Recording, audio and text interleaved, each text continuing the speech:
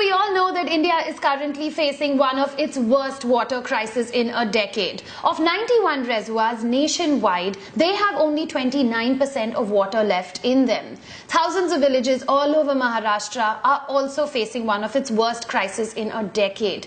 They're depending solely on water coming in from tankers, donations and charities. South India, in fact, is worst off. Reservoir levels over there are almost at 20%. But you know what? This is happening the world over.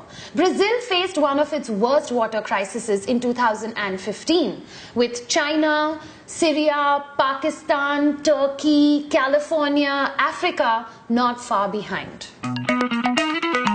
Basically, there's water everywhere, but not a drop to drink. This is how much fresh water actually exists. Of all the Earth's water, 97.5% is salt water and 2.5% is fresh. Of that 2.5%, 70% is locked in glaciers, 30% is in the ground, and that leaves only under 1%, like 0.007% that is readily accessible for human use. 0.007%. How do you even divide that amongst a world population of 7 billion people?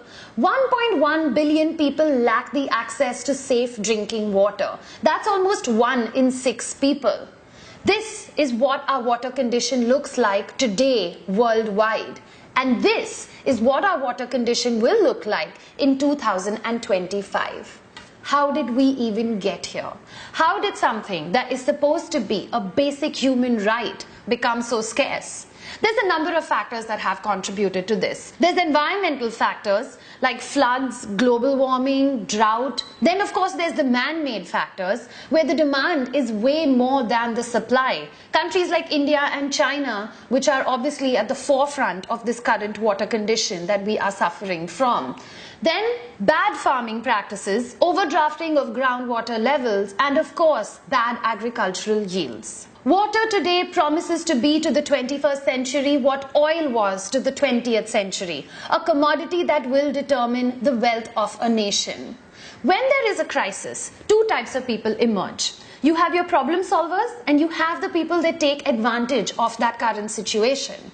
And that's where privatization comes in.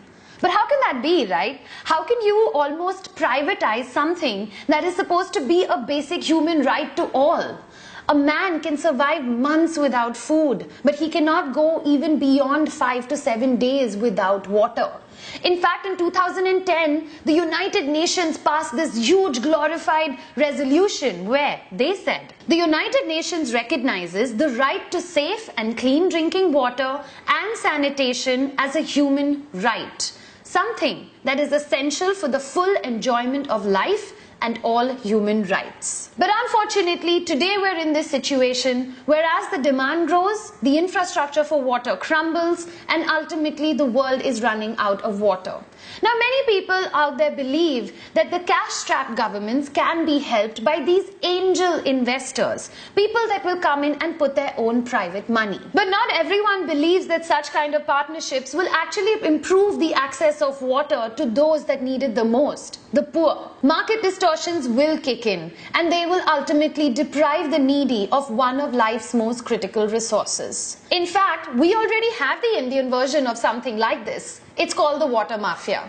What we take for granted, something that is free-flowing from our taps, people in the slums actually pay for 1 hour of water every day, 2,000 rupees a month. Water tanker mafias today are selling 9,500 liters of water for almost 3,500 to anywhere up to 9,000 rupees per trip.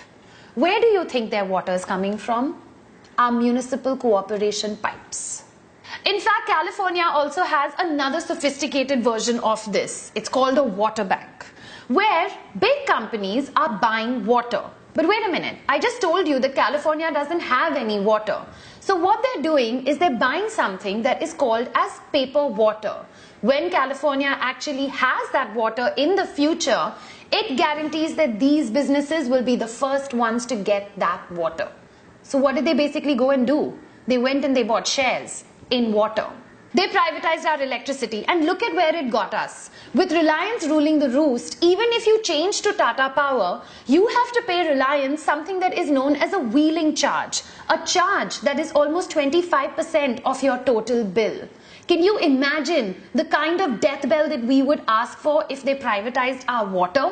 Our government claims that almost 45% of water gets lost because of leakages. Leakages that are taking place because of old drainage systems, systems that they don't have the money to fix or the will to do so. So why not bring in some rich people who have that money to invest in our infrastructure? Let them take care of it. If they take care of it, rich people will have water. Water that poor people ultimately won't. Another thought that is out there is that if you put a value on something that is so precious, then maybe people will value it even more.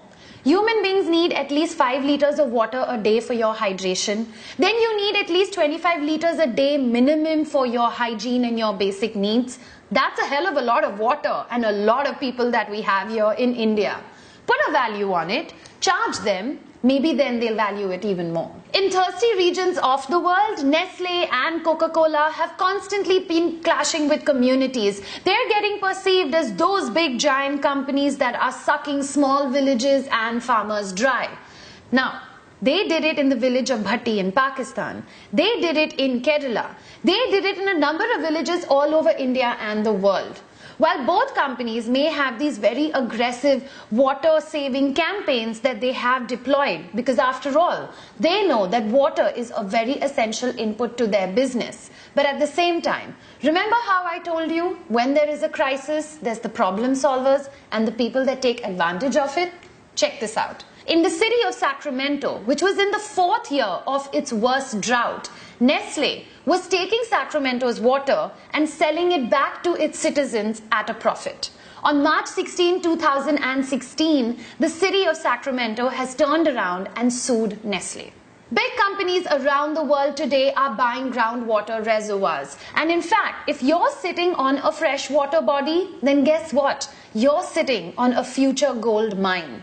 Big companies, they don't care about the environment. They don't care about human rights. All that they care about is profit. In fact, even the CEO of Nestle turned around and said this: water is not a human right. It needs to be privatized. Think about it. Aquafina belongs to Pepsi, Kinley belongs to Coca-Cola, and today you will spend anywhere between 12 to 20 rupees for a liter of water.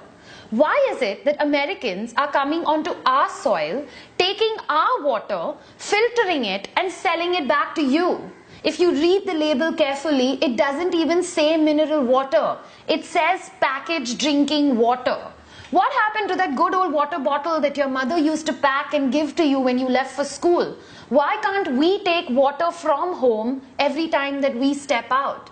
As a country, can you even imagine the amount of plastic that we are generating? So now that you have all this information, what you can do is that you can help by sharing this video. Try and bring about an awareness of what is actually going on. Yes, water will be the next gold. I'm releasing this video very close to like the end of May, and the monsoons are around the corner. We just might have one of the heaviest rainfalls that we've ever seen in the last 5 years. There might be floods, but that will not help increase the groundwater levels. One good monsoon will not solve this problem. The problem still persists. And if this problem persists, then slowly the world will get divided into 2 halves. The water haves and the have-nots. There will be the winners, Canada, Alaska, America, and there will be the losers, India, China, Syria, Turkey. These will be people that will be different from the oil conflict of the 20th century. But what you will have is that a divide will take place. A divide where you will have those people that can afford to have these resources of water, and all these people that will be left fighting over these limited resources of water. Ultimately, we all will go to war. If you've seen the Oscar-winning movie The Big Short, the lead character, Michael Burry, he was the one that actually predicted the Wall Street meltdown that would take place 5 years before it actually took place. Today, that man has left gambling in all stock markets and he is invested heavily in water.